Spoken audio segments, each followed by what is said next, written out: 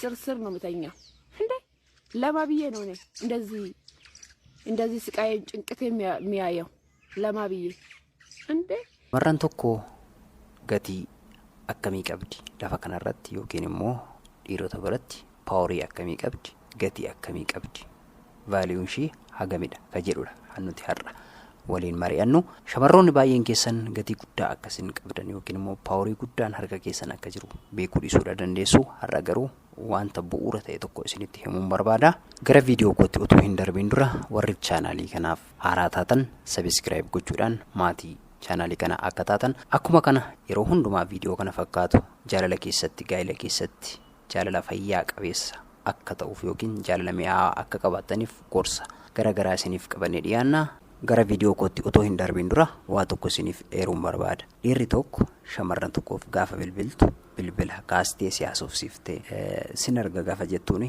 akkuma salphaatti ishii jettee ishee argattee yookiin immoo wanta tokko yeroo ati isheedhaan jettu utuu sin dhiphisiin utuu baay'ee sin dhamaasin waan hundumaa siif guuttee waan hundumaa kabaja kee hundumaa siif eegdee gaafa ulaagaa hundumaa guuttee siif argamtu shamarran kun akka salphaatti argatte yookiin immoo shamarran kun waan hundumaa irra salphaatti waan hundumaa enjoy gochuu hin danda'a jettee hin tilmaamin shamarran kana akkanatti tilmaamta yoo ta'e ati gatii shamarran kanaa hin barre kun kan inni ta'uu danda'u shamarran kun filannoo ishee waan si ta'e argameef yookiin immoo ulaagaa isheen filatte yookiin ulaagaa isheen barbaaddu waan ati guuttee argamteef ta'uu danda'a yeroo sanatti shamarran kana dhiironni baay'een ishee rakkisuu danda'u dhiironni baay'een ishee gaafachuu danda'u filannoo ishee baay'ee ta'uu danda'a garuu ulaagaa isheen filatte si waan ta'eef waan hundumaa waan si jaallattuuf waan hundumaa ishee jettee waan dippilii hunduma ishee sitti of kenniteef akka salphaatti ishee ilaaluu yookiin immoo ishee tuffachuu hin qabdu akkuma kana immoo shamarroonnis dhiirri tokko gaafa deddeebisee isiniif bilbilu baay'ee akkasiin barbaade isin baay'ee jaallatamtu akka taatan yookiin immoo dhiirri sun gaafa teekstii isinii barreessu isin jaalladha yoo jedhe akka baay'ee jaalatamtuutti yookiin immoo itti of boonsuu matumaa dogoggora keessanidha maaliif dhiirri sun ati filannoo isaa taatee waan argamteef malee dhiirri uumamumaan shamarran barbaade gaafatee jaalachuu ni danda'a isheen okee yoo jechuudha baatte illee dhiirri tokko shamarran barbaade gaafachuuf mirga qaba garuu filannoon isaa si waan ta'eef kan si gaafatee si jaalate kana malees yeroo garagaraa si jaalatee kottu yoo jetteen yoo dhufe kana naa biti yoo jette yoo si bite akka waan gowwaa tokkotti yookiin immoo akka waan gatii hin qabne tokkotti ilaaluun salphiftee ilaaluun matumaa dogoggoradha inni kun waan si jaallatuuf si gochuu danda'a waan si jaallatuuf si kabajuu danda'a waan si jaallatuuf deddeebisee si bilbiluu danda'a ulaagaa inni barbaadu ati waan guuttee argamteef hunduma keessaa filee si jaalatee ta'uu danda'a garuu ati yeroo sanatti gatii itti kennuun barbaachisaadha jechuudha kanaaf shamarranis haa ta'u dhiira jaalala keessatti gatii keessan beekuun filannoo keessan beekuun baay'ee barbaachisaadha atis dhiirri tokko gaafa si jaallate isa biratti ati gatiin kee guddaadha shamarran tokkos dhiira tokko biratti gaafa jaalatamte gatiin kee baay'ee guddaadha kanaaf shamarran gatii keessan beekuun baay'ee barbaachisaadha dhiirri tokko gaafa sin jaallatu gaafa sin gaafatu gaafa deddeebisee isinii bilbilu gaafa waan tokko isiniif godhu akka gowwaa tokkotti yookiin immoo akka waan salphaa ta'e tokkotti hin ilaalina kennaa keessan beekuu qabdu humni isin bira jiru beekuu qabdu jechuudha kana malees dhiirri tokko gaafa waa tokko isiniif gochuu yaalu yookiin immoo shamarran tokko gaafa dhiira tokkotti dhiyaattan faayidaadhaaf jettanii dhiira sanatti dhiyaattu taanaan yookiin inni waan qabeenya qabuuf yookiin inni waan isinii godheef isatti dhiyaattu taanaan jaalalli keessan matumaa itti fufuu hin danda'u itti fufaas hin ta'u hamma fedhe dhiira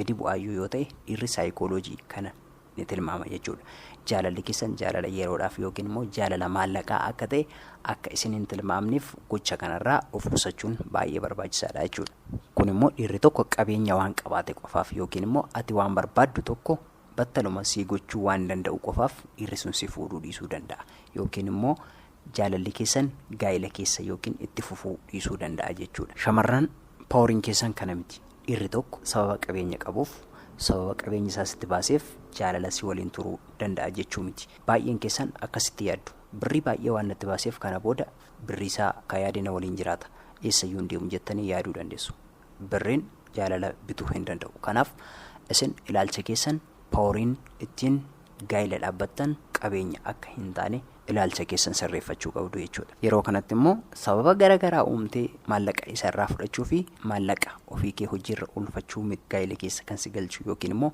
jaalala kee cimsuu kan danda'u ofii keetii koonfidensii qabaattee of dandeessee yoo isaaf kabaja qabaatte yookiin immoo jaalala qofa isarraa barbaadda yoo ta'e kabaja inni siif kennu yookiin immoo ati isa biratti kabaja ati qabdu baay'ee guddaadha jechuudha. Amalli shamarranii kana ta'uu qaba. Shamarran birtuu ta'uu qabdi, cimtuu ta'uu qabdi. Jaalala qofaaf yookiin dalagaa qofaaf kan dhaabbattu ta'uu qabdi. Yeroo dhiyoo kana booda amalli dhufee tokko jira. Shamarroonni dhiirota garaagaraa jijjiirtanii kan bifa qabu, kan maallaqa qabu, ariitanii kan ofuma keessanii yoo gaafattanii immoo kan jaallattan jiraachuu dandeessu. Inni kun dogoggora isa guddaadha. Maaliif biftis hin darba, maallaqnis hin darba. Inni guddaan gaa'ila kan itti fufuu dandeessan, ijoollee horachuu kan dandeessan jaalalli yoo jiraatedha. Jaalalli hundumarra caala. Kanaaf inteenshiniin keessan jaalala ta'uu qaba. Parpasiin isin ittiin walii galuu dandeessan jaalala ta'uu qaba. Kanaaf shamarran cimtuun waan hundumaa wal madaalchistee ilaalti, waan hundumaa ogummaadhaan gooti, waan hundumaa kabajaan gooti. Dhiirri immoo kana dura viidiyoo koo keessatti isiniif ergaa kana dabarseen ture waan hundumaarra kabaja barbaada, waan hundumaarra jaalala barbaada. Dhiirri shamarran kan inni barbaadu kana qofadha. Kana malees isaan kana godhi, kana hojjedhu, kana raawwadhu jechuu otoo hin taane konfidensii mataa keetiin waan gootu hundumaa ofitti amanamummaadhaan ofii keetii yoo goote ofii keetis kabaja guddaa argatta jechuudha. Waan ani isiniin jechuu barbaade shamarranis akkuma dhiiraa paaworii qabaachuu qabdu isiniin jechuu gooti. Maaliif yeroo baay'ee inni kan isin affeeru isin maal affeertan? Maaliif inni yeroo baay'ee maallaqa kan isinii kennu isin maaliif hin kennitaniif? Yeroo baay'ee shamarran maaliif dhiira faana koompeerii of hin gootan? Cimina keessan dhiiratti maal agarsiistan? Kanaaf jaalallee kee waan hundumaa irratti hin dhibbisiin. Bor yoo adda baatan illee kana sii godheen jedhee waan biraas irratti haasa'uu danda'a. Kanaaf harka kennuu hin qabdu. Akka inni si gargaaru yookiin akka inni si godhu gochuu hin qabdu. Yoo si godhellee wal qixa walii gochuu. Guyyumaan inni shayii si affeera taanaan ati hin fudhatta malee kennuu hin dandeessu jechuudha. Kanaaf inni makkaatoo si affeere borummoo ati immoo shayii affeeruu qabda. Shamarran dhiiraa gadi of gochuu hin qabdan ilaalcha keessan. Dhiirri immoo kan si kabaju ofii keetii waa tokko gochuu yoo dandeessedha. Of danda'uu yoo dandeessedha. Waan hundumaan faayinanshaalis haa ta'u waan kamiiniyyuu hirkattummaa ta'uu hin qabdu. Isatti hirkachuu hin qabdu. Of danda'uudhaa qabda. Ofii keetiin yoo of dandeesse kabaja argatta. Jaalala qarshiin hin bitu. Qarshiidhaan bitamuu hin qabdu ati. Inni waan qarshii qabuuf yookiin inni waan qabeenya qabuuf qabeenya isaatiin si bituu hin qabu. Kana malees dhiirri sun qabeenya qofa qabamoo beekumsas qaba. Dalagaansaa akkamidha? Boru mana kee bulchuu danda'a? Ijoollee kee guddisuu danda'a? Kanallee itti yaaduu qabda. Waan qabeenya qabuuf wayii waan qarshii si kennu qofaaf gaa'ela sanatti galtee boru rakkoo dhufuuf dandammachuu dhiisuu dandeessa jechuudha. Kanaaf shamarran ilaalcha akkasii kana sirreeffachuu qabdu. Ilaalcha keessan kana sirriitti gadi fageenyaan itti yaaduu qabdu jechuudha jaalalatti otoo hin galiin. Kana malees shamarran rakkoo isin uumtan tokko otoo jaalalatti hin galiin wanta gootan tokko qabdu. Dursitanii mo'amuu keessan ittiin agarsiisinaa dhiiratti. Inni kun maalidhaa? Bannaati. Na dhiistee hin deemiin, nan miidhiin, kana dura akkasitti miidhameera, ana nan miidhiin. Matumaa waan akkasii of keessatti hin yaadiin. Asirratti isa olaantummaa godhee siin gadaantummaa maaltu godhe? Na dhiistee deemtaa, na jibbitaa, boruu nama biraa fuutaa, waan akkasii matumaa gochuun barbaachisaa miti.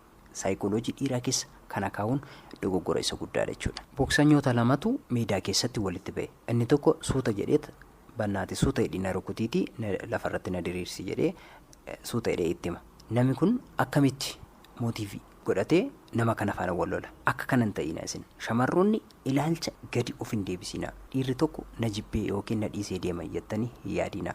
Wal qixa cimina keessan dhiiratti agarsiisuu qaba. Kanaaf riileeshinii keessa otoo hin galiin na dhiistee hin deemiin, nan jibbiin, boru nan kaadiin jettanii waan akkanaa haasa'uun matumaa barbaachisaa miti jechuudha. Kanaaf yaadni keessan jijjiiramuu qabaa jechuudha. Shamarroota keenya baay'ee isaanii kan miidhe ilaalcha kanadha.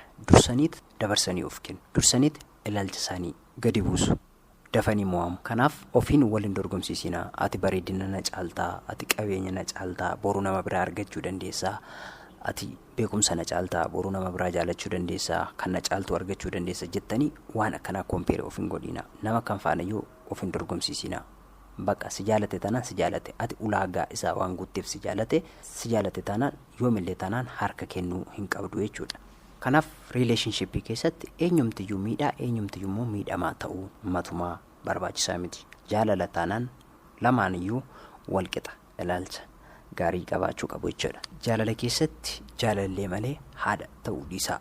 Shamarran dhiira tokko gaafa jaallattan akka jaalallee isaatti malee akka haadha isaatti yeroo hundumaa isa kunuunsuun, yeroo hundumaa akka haadha isaaf garaa laafuun barbaachisaa miti. Otoo gaa'ilatti hin galiin mana isaa dhaqxee uffata isaa miicuun, mana isaa dhaqxee shiroo isaadhaa hojjechuun barbaachisaa miti. Akka inni sinuuf yookiin immoo akka inni ilaalchisaa siif gadi bu'u kan godhu keessaa qabxii isa tokkodha. Dhiironni shamarran jaallatan tokko jalaa torban tokko torba lamaaf badu. Kun immoo ishee tilmaamuuf yookiin immoo ishee qoruudhaaf badu.